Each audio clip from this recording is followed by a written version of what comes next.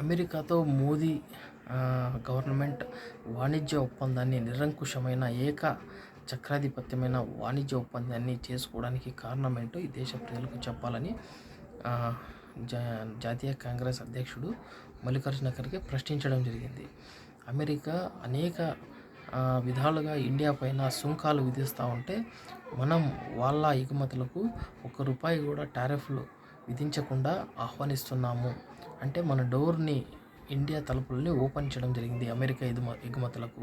దాదాపు $500 million business వ్యవసాయ ఉత్పత్తుల ఎగుమతులకు India without any tariff allow చేయడాన్ని ఆయన తప్పుపట్టడం జరిగింది.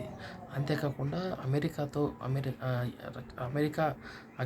వాణిజ్య అగ్రిమెంట్ ప్రకారం రష్యాతో ఎటువంటి చమురు దిగుమతులు చేసుకోకూడదు ఇండియా అని ఉన్నా కూడా దాన్ని కూడా యాక్సెప్ట్ చేసి ఇండియా ఇంధన భద్రతకు కూడా ఆటంకం కలిగించే విధంగా మోదీ నిర్ణయాలు తీసుకోవడాన్ని మల్లికార్జున ఖర్గే గారు ప్రశ్నించడం జరిగింది.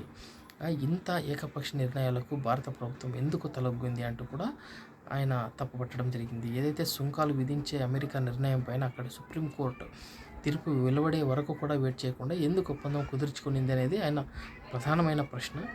సో అంతేకాకుండా ఎప్స్టీన్ ఫైల్స్లో ఉన్న వాస్తవాలు బయటకు వస్తాయేమో అని భయపడి ఏమైనా బ్లాక్మెయిల్కు మోదీ గారు తలొగ్గారా అంటూ కూడా మల్లికార్జున ఖర్గే గారు ప్రశ్నించడం జరిగింది.